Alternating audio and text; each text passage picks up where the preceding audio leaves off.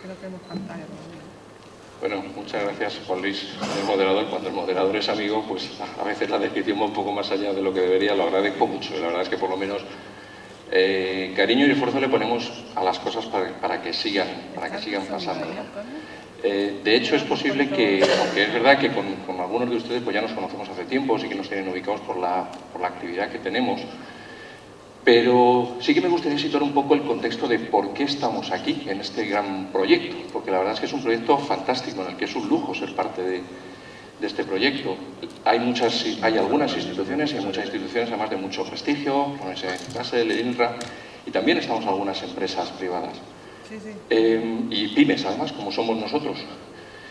Nosotros estamos aquí, tuvimos la suerte de que nos invitara a hacer el proyecto, lleva 3 años y medio ahora, pues 2 años antes, cuando empezamos a trabajarlo, nos invitó Sandra Edwards y estaba formándose ese grupo que tuvo que competir con otros 10 grupos para conseguir la validación y la financiación del proyecto.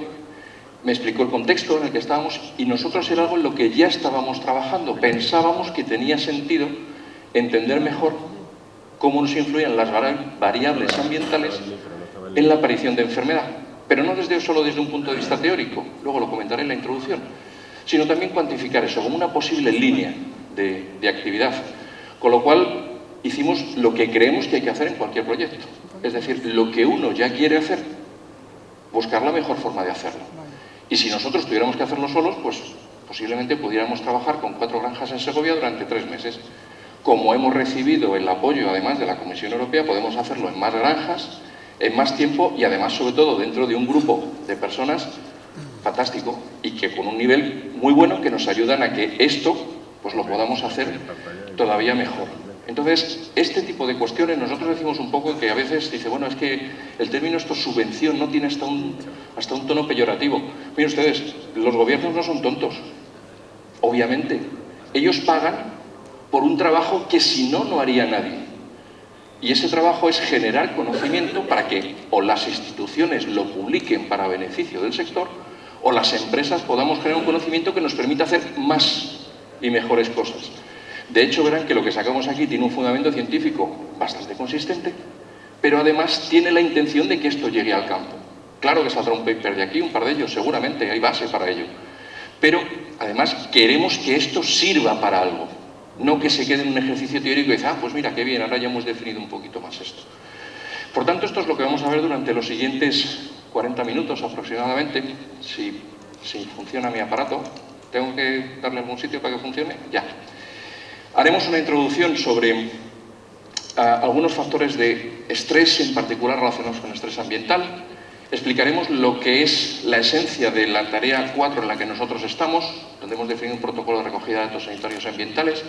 A partir de esos datos recogidos, procesados, etcétera, ¿qué modelos hemos sacado? Tanto para explicar lo que ha pasado, como incluso para poder predecir lo que puede pasar, y a partir de aquí pues llegar a algunas conclusiones. Bueno, que a lo largo de la vida productiva de un cerdo existen muchos tipos de estrés, es algo que conocemos desde hace tiempo. Hay un estrés social cuando juntamos a los animales, los reagrupamos, los transportamos, se restringe el espacio disponible.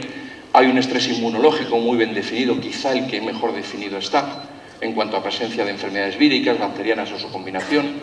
Un estrés por transporte, a veces un estrés inducido por manejo, por castración, por raboteo, incluso un estrés psicológico también se ha descrito recientemente, nosotros hemos contribuido también a eso.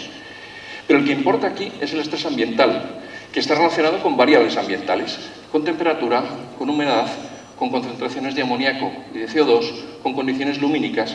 Y el asunto es que todos ellos tienen capacidad de generar estrés y una respuesta de fase aguda, exigente, tiene un coste metabólico elevado y un impacto. De hecho, ese impacto es una gradación. Lo primero que hace un animal cuando se enfrenta a un factor de estrés es intentar escapar, el fight or flight, que dicen los ingleses. Si no puede escapar, tiene que empezar a pelearse con esos factores de estrés, sea una temperatura alta, sea una infección, sea una falta de espacio o lo que sea. Y empezamos a perder rendimiento. Empezamos a perder unos gramitos de crecimiento, unos gramitos de conversión, se van activando toda la cascada del sistema inmune, hasta que eso llega o puede llegar a un grado en el que se manifiesta como enfermedad clínica, que es lo que nosotros, digamos, más fácil nos es evaluar, porque ver que se pierden unos gramitos de crecimiento, que se pierden unos óvulos, en esa raya amarillo-naranja que está ahí, pues eso no es sencillo. Además, está bien descrito, y el sentido común también va en esa dirección, que el impacto de estos factores es acumulativo. Lleva casi 20 años definido esto, lo hizo Hume en el 98. Claro que intentamos minimizarlo. Tenemos sistemas de control ambiental que además cada vez son más sofisticados y es verdad que funcionan en general bien, pero no son perfectos.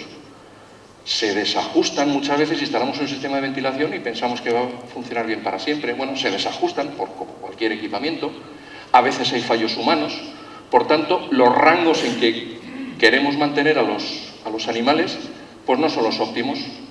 O bien nos escapamos por arriba o por abajo, que puede ser más peligroso. Todos se han descrito como susceptibles de desencadenar problemas o empeorar problemas por ese efecto acumulativo que decíamos. Que temperaturas continuamente bajas incrementan la frecuencia de diarrea, que temperaturas frías incrementan la susceptibilidad también a la colibacilosis, que la combinación de temperaturas y corrientes de aire también genera más problemas respiratorios de actino, que también humedades elevadas incrementan el riesgo de estreptococia, está muy bien definido. De hecho, si se fijan, las referencias son de los 70, de los 80 y de principios de los 90. Esto hace 30 años que lo sabemos. De hecho, es de las primeras cosas que nos dicen cuando empezamos a trabajar este negocio. Ventila bien, vigila las temperaturas, esto tienes que cuidarlo. Incluso, además, también algunos de esos factores ambientales, el amoníaco tiene capacidad de actuar directamente sobre el epitelio. Aquí vemos un epitelio afectado por concentraciones elevadas de amoníaco. Esta es la base veterinaria o animal, si queremos. Pero además tenemos que juntar por dónde va el mundo. Y es que ahora mismo hay una cantidad enorme de datos por todas partes. De hecho, nos demos cuenta o no, en algunos casos ni siquiera somos conscientes, las grandes masas de datos manejan nuestra vida en todos los ámbitos. En los teléfonos que tienen ustedes en la mano, en las conexiones que hacemos a Internet, en los cajeros, en cualquier cosa.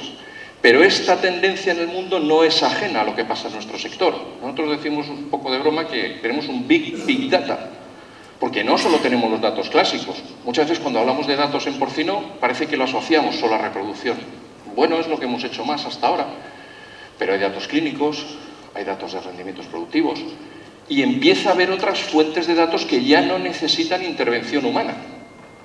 Hay una máquina de alimentación que, además de alimentar a la cerda, genera datos de manera continua. Hay unos sensores que controlan la temperatura, la humedad, etcétera, que van acumulando datos de continuo.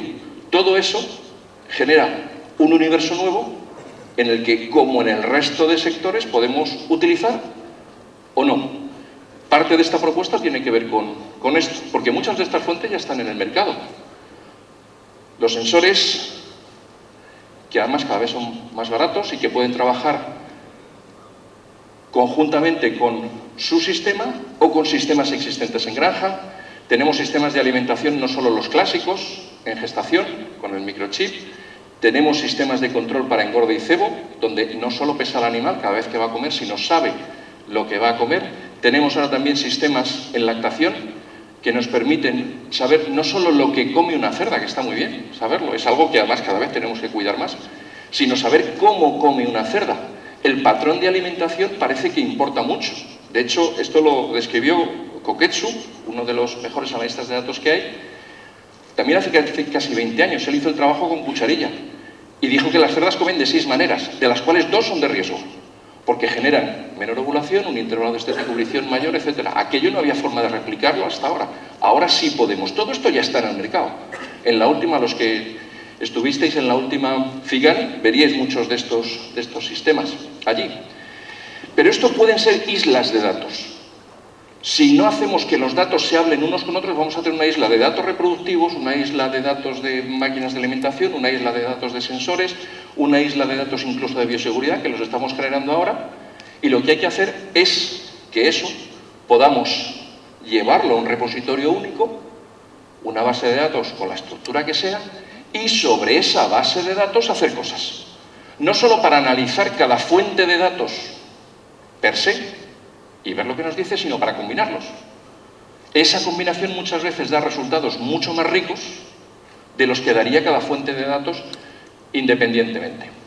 Bueno, con esta introducción nos vamos acercando a lo que es nuestro Work Package 4, el paquete de trabajo 4, que tiene que ver, utilizo la misma imagen que utilizó Sandra en la presentación de ayer, con este triángulo donde se explican las relaciones entre el animal, el patógeno y el medio ambiente. No es que haya una bacteria y ocurra un virus y ocurra una enfermedad. Esto es un enfoque que yo creo que ya no manejamos nadie, sino que hay que entender las relaciones entre los tres factores. Y es en este, en la influencia medioambiental, donde nosotros nos vamos a centrar. No solo por concepto, sino intentar cuantificar aquello, que es el desafío en base a las nuevas herramientas que tenemos. Estas son las tareas oficiales que nosotros teníamos que hacer, o mejor dicho, son 4, están remarcadas las que tienen que ver con esto, porque las otras 2 tienen que ver con microbiota, que se explicarán después, a lo largo del día. Y era, primero, desarrollar un nuevo protocolo de recogida, procesado y visualización de datos ambientales para granjas tanto de porcino como de aves. Yo solo voy a presentar datos de porcino, pero hemos hecho lo mismo en avicultura, tanto en broiler, en ponedoras, en pavos, etcétera, porque los fundamentos son los mismos. Y una vez desarrollado ese protocolo de recogida, desarrollar sistemas IT, de tecnologías de la información y la comunicación, para no solo la captura, el procesado, la visualización e incluso el análisis de esos datos, tanto productivos como sanitarios. No van de manera independiente. De hecho, no solo hemos incluido los de medio ambiente, los datos ambientales ya están definidos, información sanitaria o clínica de enfermedades, medicaciones, mortalidad, que después explicaré con más detalle, sino en algunos casos también datos productivos, relacionados con consumos de pienso, controles de peso e información sobre fertilidad en reproductoras. Bueno, que este es, de hecho incluso durante las presentaciones comerciales se hizo alguna referencia, que este es un cuello de botella clásico, no tenemos nadie ninguna duda. La recogida de datos de campo, en muchos casos es una tortura. Claro que podemos hacer una prueba muy específica y se recoge con esfuerzo, pero cuando yo quiero saber en general qué está pasando en mi sistema productivo, la cosa ya cambia, porque tengo que tener un proceso que sea fluido. Mis horas, las de ustedes, no valen peleándome con el sistema, peleándome con enormes hojas de Excel, peleándome con alguien que se le olvidó apuntar o se le olvidó enviar. Aquello tiene que llegar a una persona entrenada, con la cabeza suficiente y con el tiempo suficiente para entender lo que tiene delante y tomar una decisión que sirva para algo. Y cuanto antes, mejor. Básicamente este es el protocolo en base a la experiencia nuestra, lo que ya les decía que queríamos hacer antes de tener la suerte de entrar en el proyecto y que hemos podido hacer más y mejor a través del mismo. La granja genera muchos tipos de datos, esas islas de datos que decíamos. Nosotros en este proyecto hemos incluido 2 de ellas. Datos animales y datos ambientales. De los muchos sistemas de recogida que hay, porque hay un montón de ellos, y el sistema da lo mismo mientras funcione, pero tiene que funcionar. Y nosotros hemos escogido un sistema que, primero, ya sabíamos que funcionaba y que podía funcionar bien aquí también, y que para mucha gente de granja que no tiene una educación elevada y que no son gente tecnológica, que les gusten las teclas, de hecho están muchas veces incómodos con las teclas, pues este sistema puede funcionar. Ahora verán cómo es. Es un boli normal que escribe en papel normal. Las cosas que uno ve, esa libreta que llevan todos, pues bueno, en vez de quedarse en el papel, en la caja de los papeles, en la caja de las libretas, pues manda datos. Está emparejado con el teléfono móvil y los manda en segundos. Pero no solo los manda como si fuera un fax, como veremos después, sino que se procesan automáticamente o semiautomáticamente para generar algo. Y esto es aplicable, nosotros lo hacemos con Pixam, hay gente que mete los datos tecleando, hay gente que rellena su parte diario y lo mete. Lo hemos aplicado aquí también, diseñando unos formularios a medida, porque puede valer un formulario general en ciertos casos, pero aquí había que diseñar un formulario a medida para que el boli, para entendernos, sepa qué es lo que está haciendo, qué fecha, qué dato, etc. Y eso lo hemos combinado, que es quizá la parte más novedosa desde el punto de vista de tratamiento y que más de investigación aplicada tiene, es decir, generar o utilizar esa generación de datos para tratarlo, procesarlo y ligarlo con lo anterior. Pero vamos a empezar viendo de manera muy sencilla cómo es anterior, cómo funciona. No sé si le tiene que dar usted o le doy yo.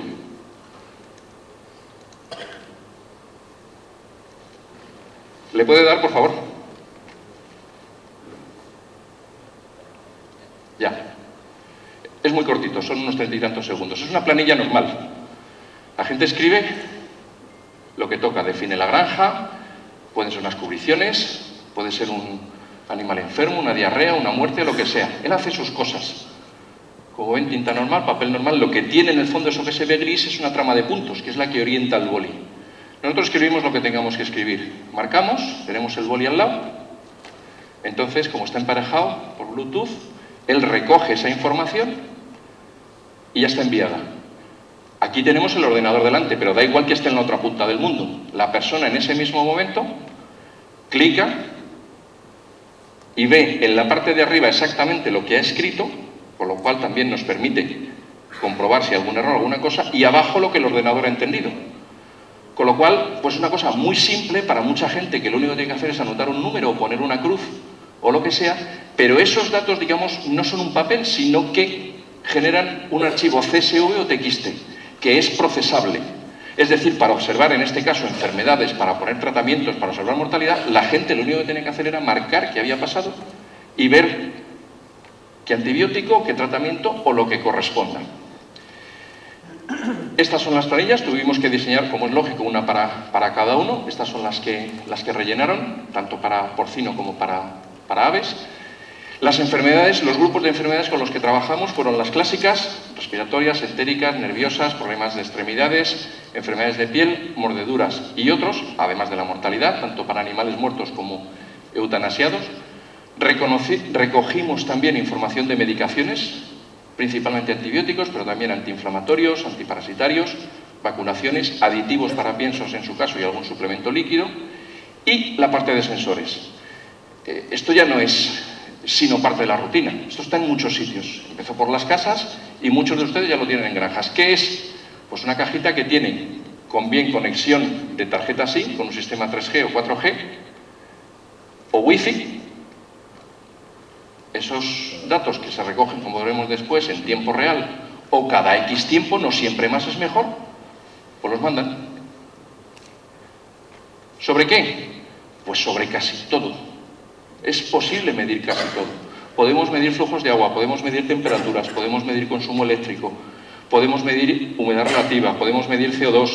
La concentración de amoníaco es más difícil, se puede hacer también porque el amoníaco es más pesado, es más pegajoso, es más difícil de tratar y por eso se usa mejor el CO2 porque además hay una correlación alta entre los dos. Se pueden medir pH, se pueden medir automatismos, una puerta que esté abierta o cerrada, se puede medir casi todo y todo sale de la misma manera. Y al final lo pones en granjas normales, ¿no? Pones los sensores en las gestaciones, en los partos, en pollos es lo mismo, al final es una sonda la que pones allí y que se dedique a leer mientras la persona hace sus observaciones de clínica, de enfermedades, de tratamiento, de mortalidades o de lo que corresponda.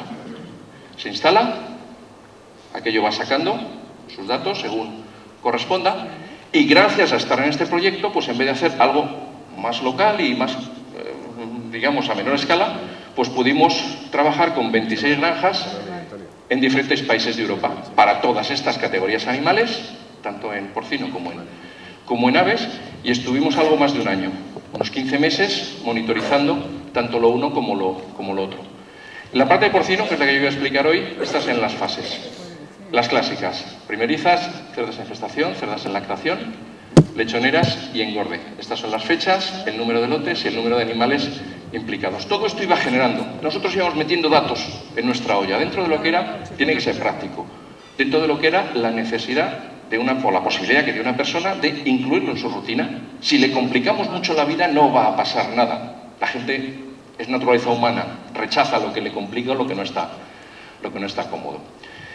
El asunto es que podemos tener hasta demasiados datos. Y no siempre más es mejor. Los sensores nos dan registros cada 10 segundos o nos los pueden dar. Eso nos generó más de 90 millones de datos. Para ciertas cosas pueden valer datos por hora. Bajamos mucho, nos vamos a 400.000 registros. Acuérdense que luego esto hay que manejarlo, procesarlo y la gente pensamos a veces que Internet es gratis. No, Internet es muy costoso. Las conexiones, el procesado, los servidores, para que todo esto vaya. O incluso en algunos casos pueden ser datos diarios, ¿no? Y eso cambia notablemente lo que ocurre. Bueno, una vez que hemos puesto un montón de datos en esa olla, tanto de las observaciones de los animales como de sensores, pues hay que tratarlos. Y esto no puede hacerse con una estadística clásica, por así decirlo. Tenemos que utilizar técnicas bastante complejas. Además, siempre hay que hacer los 5 pasos de procesar, recoger los datos en primer lugar, procesarlos, que es lo que lleva el 80% del tiempo, aunque muchas veces no seamos conscientes, generar los informes adecuados, desde muy sencillos a muy complejos, distribuirlos, que lleguen a la persona adecuada en la forma correcta, en el momento oportuno, analizarlos y tomar una decisión. Y volver a empezar. Tanto para explicar lo que pasó, está muy bien poder explicar con números, además, mira, ha pasado esto y esta ha sido la probabilidad, esta ha sido la forma, como incluso, si tienes base, intentar poder predecir, porque también es posible. Estos son el número de lotes con los que trabajamos. Solo voy a presentar los datos hoy de lechoneras y de crecimiento cebo. Hay también mucho trabajo que está en marcha del resto de cosas. Y lo primero que hay que tener en cuenta es que trabajamos posiblemente en el más difícil de los escenarios. ¿Por qué? Porque también, contra lo que mucha gente piensa, no del sector, hablo de consumidores en general, la mayor parte de los animales están sanos la mayor parte del tiempo. Las granjas no son un nido de enfermedades, ni muchísimo menos. Claro que pasan cosas, pero pasan cuando pasan y además el sector cada vez es más profesional, conocemos mejor todos los sistemas de vacunación, manejo, etcétera, y hace que pase menos. Por tanto, para cada una de las enfermedades determinamos la prevalencia media, es decir, en cada uno de esos lotes, en cada una de las observaciones, todos los días, cuál era el número medio de animales enfermos para cada una de esas categorías. Pues encontramos que el modelo era significativo solo para 2 de las enfermedades y nos salieron para las 2 más lógicas, las que nosotros esperábamos, para respiratorio y para entérico. Esto quiere decir que la prevalencia media de procesos respiratorios en cualquier momento es de un 1,29% y entérica un poquito menor, de 0,90. Y que la incidencia media, la diferencia, prevalencia ya saben lo que es, incidencia lo recuerdo, y es el número de animales que cambian de un día para otro respecto del día anterior. Esa incidencia se incrementaba en un 0,26 y un 0,21%. Por lo tanto, estamos trabajando en un escenario difícil y exigente. Hay poca enfermedad, pero la hay. Y tenemos que ver cómo la podemos detectar. Como son estos los 2 únicos modelos, las 2 únicas enfermedades en las que el modelo ha sido significativo, además son las más importantes, pues son con las que vamos a trabajar. Por tanto, nosotros lo que queremos es, primero, poder explicar bien lo que ha pasado, qué relación hay entre esas variables ambientales y esos brotes de enfermedad que hemos detectado. Y, si es posible, ver qué probabilidad, ponerle un número, cuantificar qué probabilidad hay de que ocurra. Pero también tenemos que tener en cuenta una cosa, y es que las enfermedades son o pueden ser contagiosas. Un animal puede ponerse enfermo porque ha tenido una bajada de temperatura, se ha generado una actinobacilosis, pero ese animal ha podido contagiar a otro aunque no haya estado expuesto. Por tanto, esto nos hace que no podamos modelizar en base al animal individual, sino que con lo que trabajamos es con el lote. Es decir, nosotros decidimos o definimos que hay un lote en el que hay animales enfermos, al menos uno. Me da igual que haya uno o que haya muchos, porque a partir de que hay uno, los demás ya escapan a las variables que nosotros estamos utilizando para predecir eso. Por tanto, con que haya un animal enfermo, nos vale para decir que en ese lote hay enfermedad. Parte de ese procesado de datos se basaba en eliminar datos problemáticos. Luego veremos también datos aberrantes. Tuvimos que eliminar 23 lotes porque no se había definido bien la enfermedad, no porque a veces la persona lo haya hecho mal, sino porque hay veces que sí que es verdad que miramos a un animal y dice, bueno, claramente tiene un problema respiratorio, o claramente tiene un problema entérico, pero otra vez vemos que está mal y no vemos más síntomas, y entonces pues lo tenemos que calificar, como no lo vamos a inventar y les dimos instrucciones específicas de que no se lo inventaran, lo calificamos como otros, pero esos, al estar como otros, no nos valían para un modelo de enfermedad específica, como era respiratoria o reproductiva. Para estos nos quedamos con 29 y 7 respectivamente, con unos 10.000 animales en total, con estas prevalencias e incidencias que ven aquí, no muy diferentes. Fíjense además las prevalencias para el respiratorio y el entérico y todas las otras enfermedades juntas. Hay 3 órdenes de magnitud. Esto también encaja con lo que vemos todos los días. Básicamente la mayor parte de los problemas que vemos están relacionados con problemas entéricos y respiratorios. Hay que filtrar también los datos de los sensores. Son máquinas y fallan. A veces también las hacemos fallar. De hecho, vimos que hasta un 19%, esto de NaN significa not a number, es decir, que no hay un número detrás de ese registro.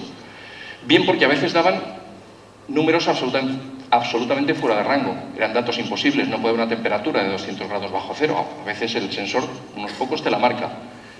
Cuando hay fallos puntuales del sensor, puntuales de un rato o de hasta un día, porque a veces si tú tienes un sensor de humedad, no lo has protegido y has lavado la sala, pues te lo has podido cargar o durante un tiempo ha podido no funcionar bien. En ese caso lo que hacíamos era interpolar cuando había huecos de menos de 6 horas, es el mejor estimado que podíamos hacer, y si estaban estropeados más de un día, después de revisar todas las posibilidades, vimos que la mejor estimación era utilizar el promedio del día anterior. Con eso bajamos, aunque había muchos, de un 19% a un 15% en el primer paso y a un 11% en el segundo paso. Una buena cantidad de datos y además ya empiezan a estar, digamos, bastante limpios, de bastante calidad. Bueno, de primeras, una descriptiva, una estadística descriptiva simple. ¿Qué vimos? Pues bueno, vimos cosas bastante lógicas, tanto para cebo, que está siempre en granate, como para lechoneras.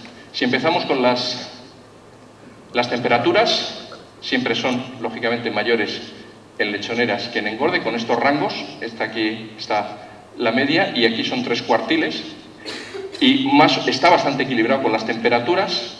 Con la humedad relativa siempre tenemos mayores humedades relativas en lechoneras, lógico, también nos parecía lógico porque suelen ser espacios más cerrados.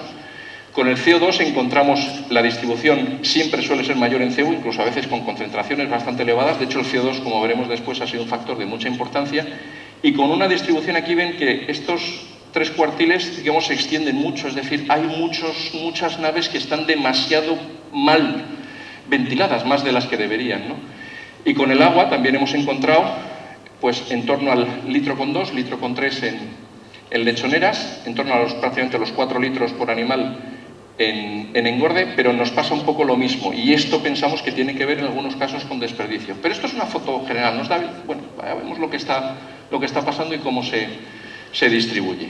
Pero ahora ya empezamos a complicar la cosa, ya no podemos seguir por la vía normal, ¿no?, de una descriptiva. Bueno, tenemos que formular un modelo y para eso lo primero que hay que hacer es tener un único dataset. Todos los datos puestos en un sitio bien procesados, limpios, coherentes, para poder hacer cosas con ellos. Y lo tenemos que separar en 2 conjuntos, 2 sets. Un set de entrenamiento del modelo, para el que utilizamos el 75% de los datos, y un set de validación.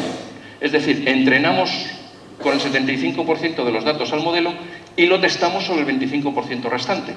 Como sabemos lo que ha pasado, ese entrenamiento sobre el 25% restante es exacto. Es decir, podemos ver, sabiendo lo que ha pasado, si el modelo está acertando con lo que ha pasado o no. Y queda repartido de esta manera. Y a partir de aquí se valida con este cuadrito que van a ver varias veces. ¿Esto qué es? Y estos cuadritos que están en verde son los que importan. Es cuando hay un problema y el modelo detecta que hay un problema, que hay un brote. Y cuando el modelo dice que no va a haber un problema y no hay un problema. Obviamente los rojos son lo contrario, es decir, hay un problema y el modelo no es capaz de detectarlo, o no hay un problema y el modelo me dice que sí que lo va a haber. Tratado esto, me dice de primeras que ese modelo explicativo está casi en un 80% de exactitud, que era un buen número para empezar. Tenemos que utilizar esos datos de sensores más datos productivos y clínicos para estudiar exclusivamente los factores ambientales. Y tenemos que usar nuevamente una técnica bastante compleja, que es esa que está ahí, una regresión logística multivariable con lo que se llama backward selection. ¿Esto qué es? Esto es, le preguntamos al modelo, dime todas las variables que explican lo que ha pasado. La media de la temperatura, la media de la humedad, la mínima temperatura que hayas tenido, la mínima concentración de CO2, la desviación estándar, el día anterior, los 2 días anteriores, la semana anterior, los 3 días. Le preguntamos de todo. Que él nos diga qué puede tener que ver con esto, de una manera casi a ciegas. Entonces, el modelo nos dice, mira, estas son todas las variables que importan e importan en este orden. Y lo que hacemos, que es lo que dice el backward selection, es vamos quitando la variable que menos importa, la menos significativa de todas. De hecho, algunas no son siquiera significativas. Y lo volvemos a correr. Volvemos a quitar la menos significativa. Así, hasta que nos quedamos con las variables que son significativas, que están explicando lo que pasa. Lo bueno además es que nos permite cuantificar la influencia de cada variable por separado. Una cosa muy interesante, porque el modelo dice, bueno, esto es fantástico, estos modelos lo que pueden hacer, bueno, los modelos son muy tontos. Lo que le ponemos cabeza somos nosotros. ¿Saben cuál es la variable más significativa de todas? Lo que nos decía el modelo. ¿Qué es lo que explica que haya enfermedad un día? Que la haya el día anterior. Tú dices, oye, ya, claro, bueno, pero él no sabe nada, eso no sabe si para nosotros es importante o no. Y nos decía que el día anterior haya enfermedad es una de las cosas, es una variable que más explica lo que te está pasando hoy. Está muy bien, pero no nos vale. Por tanto, tuvimos que decirle, vale, muy bien, pero quítame esa variable. Yo quiero explicarlo a partir de las demás. Y trabajar exclusivamente con datos ambientales y productivos. Y estas fueron las variables que nos quedaron significativas para el brote respiratorio. Importaba mucho la edad, importaba el censo también en el lote, importaba la humedad, la temperatura, el CO2 y el consumo de agua. Y el modelo explicativo tenía una exactitud casi del 82%. Estaba muy bien. 104 de las 144 veces acertaba en 104 cuando había un brote, y de las otras, que son 283, cuando no lo había, él acertaba 254 veces diciendo que no lo iba a ver. Y aquí ya le ponemos los números. Entonces, el primer mensaje respecto a la temperatura es que temperaturas bajas la semana previa aumentan la probabilidad de un brote respiratorio. Dice, bueno, es lógico. Además, aquí tenemos unos números cuantificados. Y además, son los animales de engorde los que tienen mayor probabilidad de contraer enfermedades respiratorias. Y esta es la probabilidad. Esta es la probabilidad de un brote respiratorio en base a la temperatura media de la última semana. Temperaturas medias de 18 grados, medias. Para esa media, póngale 2, 3 con facilidad, 2, 3, 4 grados, por arriba o por abajo, dan una probabilidad muy elevada de brote respiratorio que, según va aumentando la temperatura media de la última semana, va disminuyendo. En lechoneras pasa lo mismo, pero está mucho más abajo, y eso ya de primera nos dice que la probabilidad de un brote respiratorio en lechoneras es menor, esto lo vemos todos los días en el campo, y nos lo cuantifica de esta manera. De hecho, no llega al 18%, incluso en el peor de los casos, de que se vea influido por esta variable. Con el CO2 también nos resultó muy interesante, porque además el CO2 no es por el CO2, que también, es porque es un indicador de la calidad de ventilación. El CO2 arrastra amoníaco, normalmente también arrastra partículas. Por tanto, vimos que nos decía el modelo, nos explicaba el modelo, que niveles altos de CO2 aumentan drásticamente la probabilidad de problemas respiratorios. En engorde, en rojo, y en lechoneras, en verde. Y vemos que a partir de las 1000 o 1500, y había muchas, esto que ven aquí, cada una de estas rayitas, que parece así como un código de barras, es una observación, es un brote, y nos dicen cuándo va a haber de cada una de las que hemos tenido, tanto en animales sanos como en animales enfermos. Por tanto, los niveles de CO2 son una de las variables que más explica o que más condiciona que nosotros en los días siguientes, la semana siguiente, tengamos un brote de enfermedad respiratoria. En cambio, en lechoneras esa probabilidad aumenta, pero solo parece que como que a partir de las 2.500 ppm esa probabilidad aumenta de manera notable. Con la humedad encontramos también una relación significativa. Solo les estoy poniendo de momento las variables significativas. Recuerden, no es si esto influye o no. Esto influye. Luego nosotros, además, todos nosotros, los que estamos en el campo, tendremos que explicar, cuantificar y utilizar. Las bajas humedades son la semana anterior, como media, son las que aumentan la probabilidad de un brote respiratorio. Mucho más en engorde. Humedades bajas nos aumentan extraordinariamente la probabilidad de que ese brote aparezca. En lechoneras aparecen muchos menos y la probabilidad es muchísimo más baja. Y el efecto de la edad es, bueno, yo diría que casi esto es para validar, ¿no?, que lo que estamos viendo tiene lógica.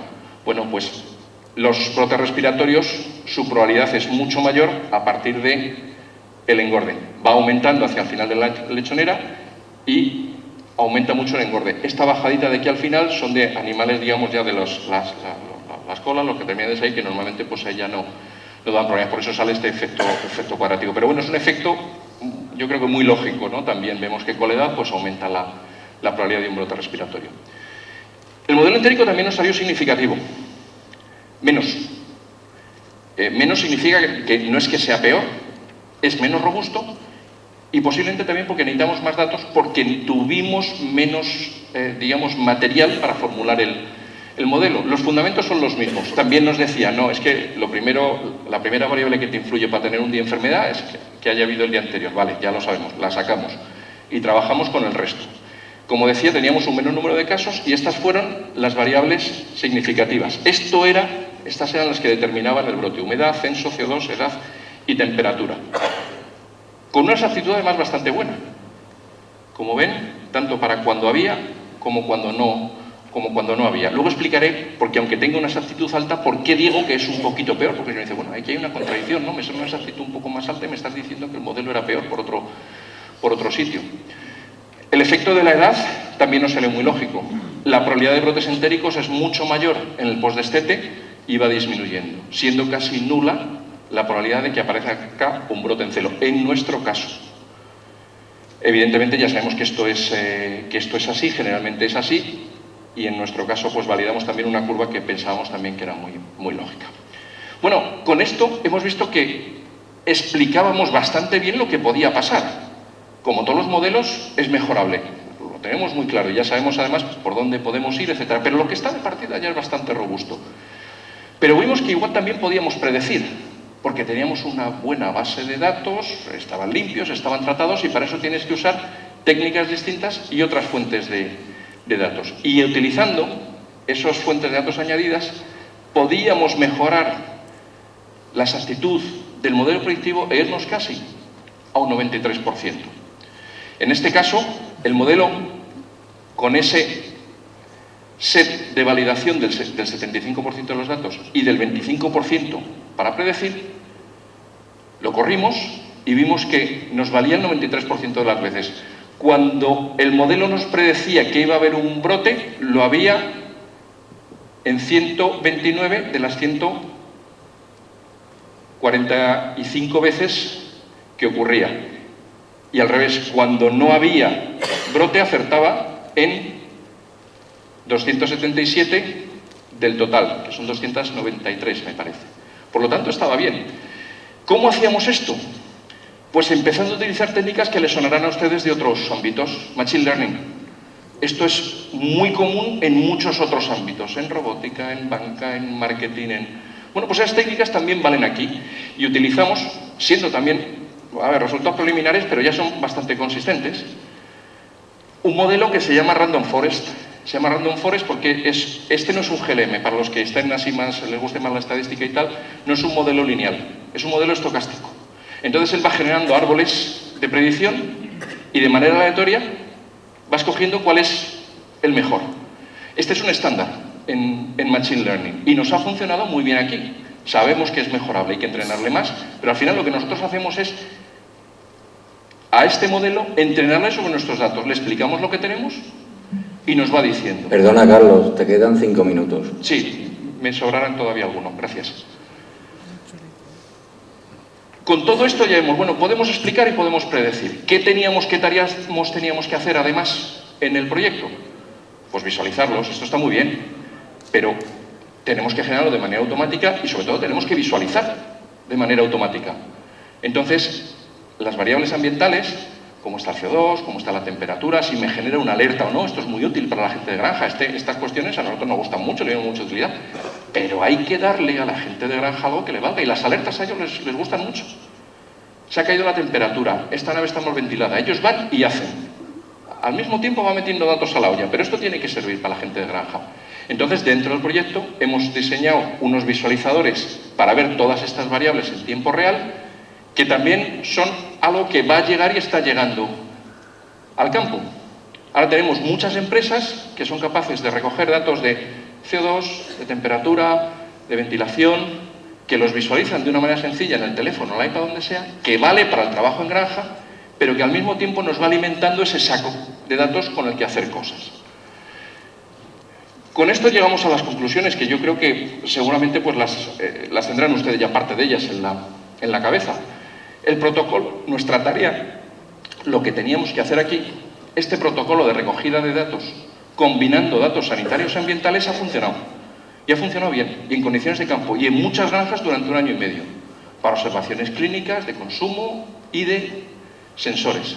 Podemos visualizar los datos en tiempo real, tanto para alertas como para manejos generales. Claro que esto, de primeras, no nos dice nada si no lo tratamos bien. Parte de lo que hemos hecho, parte hay que hacerlo a mano, pero lo que nosotros queremos hacer ahora, porque dices, muy bien, ¿y con todo esto qué?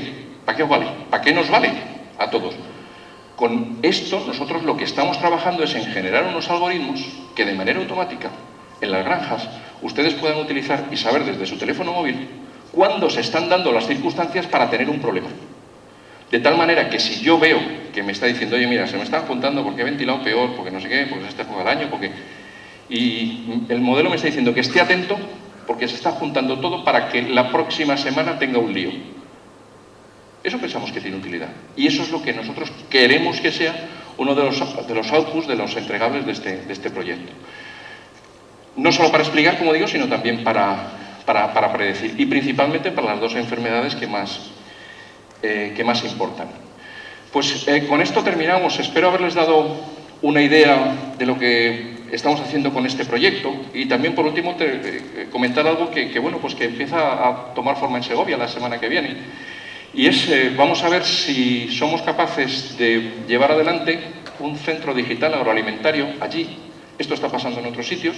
Tiene que ver con estas cosas que estás comentando y porque esta actividad al final va a ser transversal a todas las empresas. Ninguna empresa, por pequeña que sea o crea que no le va a tocar, puede escapar de la digitalización.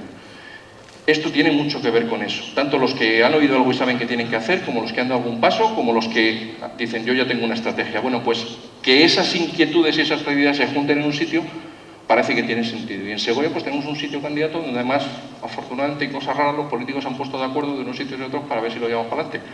Con lo cual, pues, servirá para que cosas como las que estamos comentando esta mañana y el resto de charlas que se han presentado a lo largo del proyecto, pues se puedan seguir desarrollándose. Y con esto termino. Muchas gracias por su atención.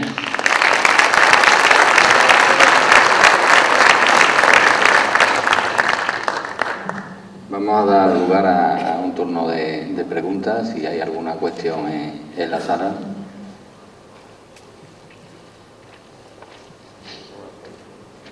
Antonio. ¿Cómo no? Una pregunta, he llegado un poco tarde, lo siento. Y a ver, también, y una aclaración, a ver si me lo puedes aclarar. La pregunta es, lógicamente, ya digo que no he estado al principio, el origen de estos datos es que tiene que haber alguien en la granja que diga, ese lechón respira mal o tiene diarrea. O sea, que básicamente yo veo que este sistema puede ser de mucha utilidad, pero depende de nuevo del hombre, porque por ahí las máquinas, bueno, quizá en el futuro, con cámaras y tal, serán capaces de detectar, mira, el comportamiento de ese animal lo estamos trazando como aquellos de los espermatozoides que dicen, oye, este semen está bien o está mal. Pero hoy por hoy dependemos del granjero. Y un granjero bueno, yo te diría que les sobran los inventos, le pueden venir de ayuda. Pero me parece un esfuerzo muy grande y un coste muy grande, dependiendo de nuevo de la persona. Eso es un poco no sé qué te parece, la pregunta. Y la apreciación es que he visto en los datos, no sé si lo he visto bien, que el consumo de agua medio diario había datos que llegaban a 0. Y digo, ¿y cómo puede ser eso? Gracias. Os comentamos las dos cosas. La primera parte, efectivamente, es lo que he comentado en la introducción. Una tendencia muy clara en todas partes, y aquí también, es a la integración de datos de diferentes fuentes. Si no, se convertían en eso que yo llamaba en la presentación islas de datos. Tú tienes, básicamente, nosotros creemos que hay dos datos que se generan con intervención humana. Hay una persona que hace algo. Hay una persona que hace una observación, que ve un aborto o lo que sea, escribe. Y hay datos que se generan sin intervención humana, son los que genera una máquina. Y esos, pues tienes dos opciones, hacer algo con ellos o dejar que se acumulen megas y megas y gigas en el disco duro. Nosotros lo que hemos intentado es que estos dos orígenes de datos con intervención humana, un ganadero que hace algo, hace una observación, he visto animales con procesos respiratorios, se ha muerto uno, he inyectado uno, lo que sea, se junten con datos que se generan solos, de máquinas en este caso. En otro proyecto estamos trabajando con máquinas de alimentación y el concepto es el mismo. Entonces, combinar esos dos orígenes es lo que no solo te hace entender mejor cada uno de ellos, próximamente también se explicará cuál es la dinámica de la enfermedad, cómo suben y bajan, las distribuciones estadísticas del CO2 y tal y cual, y la relación que tienen entre unos y otros. Ese pensamos y ese queríamos que fuera una de las principales aportaciones. Por tanto, todo esto mucha gente piensa y dice, bueno, es que cuando vienen estas cosas nos van a sustituir a las personas. Bueno, no del todo, sí, pero no. Lo que haces con esto es que alguien profesional, con cabeza y con ganas, pueda trabajar mejor, tenga más herramientas y más juguetes. Juguetes con todo respeto, pero juguetes. En la medida que los tenemos, los utilizamos. Hace 20 años más o menos nos dieron las PCR, los ELISAs y los utilizamos. Ahora están llegando de otros sectores todos estos equipamientos. Todo esto viene de otros sectores y está aterrizando en el nuestro. Los utilizaremos. Y los utilizaremos para hacer mejor nuestro trabajo. Claro que la gente va a seguirlo necesitando, evidentemente. Yo nada más creo que esa parte, sin duda, y tenemos una suerte en nuestro sector, otros serán más automatizables. Nuestro sector no, nuestro sector siempre va a necesitar una persona con cabeza porcina, como la que tengo yo y seguramente pues algunos de ustedes también, es decir, una cabeza que piense cómo es la producción porcina. Y con estas herramientas poder hacerlo mejor, anticipar riesgos, detectar problemas, detectar desviaciones antes de que nos generen un lío. De hecho, fíjate, si recuerdas cuál era la prevalencia. La prevalencia para la enfermedad respiratoria era un 1,2% y 0,90 en entérico. Es decir, trabajamos en un escenario complicado. Complicado, afortunadamente, porque hay muy poca enfermedad respecto de la población que hay, ¿no? Y la segunda pregunta era, recuérdame. Ah, sí, ¿por qué es? Sí, bueno, es que cuando hay una enfermedad, los animales no beben. Nos han dicho siempre que los animales no comen, pero siguen bebiendo. Bueno, en muchos casos los animales están tan mal que es que prácticamente no beben y detectas consumos que son de 0, 0,15, 0,20, que prácticamente se apoyan en el chupete. Y no es solo porque no es lo que diga el sensor.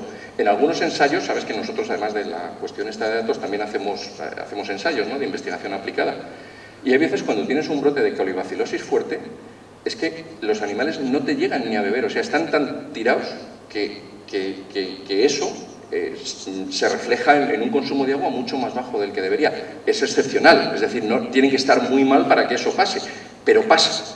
Entonces, por eso, la distribución que has visto, la media era de 1 litro y pico, pero a veces teníamos algunos que estaban rondando el 0, porque en algunos casos registras en algunos días, algunas observaciones, no solo porque haya enfermedad, sino hemos visto que en el postdestete temprano, ya termino, Juan Luis, este comentario es importante, el primer día y el segundo día, los animales no saben beber.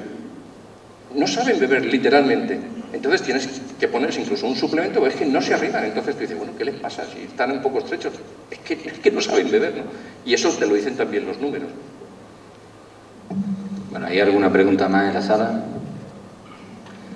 Yo quería hacerte una pregunta muy concreta y que tenga una respuesta también muy concisa. En primer lugar, te quiero dar la felicitación por la brillante exposición que has hecho y, como siempre, por la elocuencia y la sencillez. Has comentado las repercusiones de las temperaturas bajas en problemas respiratorios, ¿no?, específicamente. ¿Habéis valorado la repercusión de temperaturas altas por encima del umbral de confort? ¿Qué repercusiones sanitarias tienen? Sí, las hemos... En el modelo respiratorio tiene digamos, una influencia mucho más baja. De hecho, aunque no lo he presentado aquí porque yo creo que ni era prioritario ni es el momento, pero estará en el informe final, no solo hemos visto... Aquí están las temperaturas medias, que era lo que más influía, pero a veces, y contestando a la pregunta de Juan Luis, hemos trabajado con la desviación estándar, es decir, no solo las medias, sino la variación de temperatura. Está algo que está descrito en la literatura y tiene su lógica, no es que solo tenga una temperatura tal o cual, sino que tengo muchas variaciones térmicas. Entonces, a veces puedes tener temperaturas altas, pero que si están sometidas a una variación elevada en sitios como Segovia, por ejemplo, que cambia mucho de la noche al día, ahora estamos en esta época, eso también es un factor de riesgo. Y eso también, digamos, nos lo cuantifica el modelo y estamos entrenando al modelo para que también nos lo detecte. No solo que haya un bajón de temperatura, sino esas variaciones. Muy bien, muchas gracias. Bueno, pues damos paso a la siguiente presentación. Gracias, Pablo.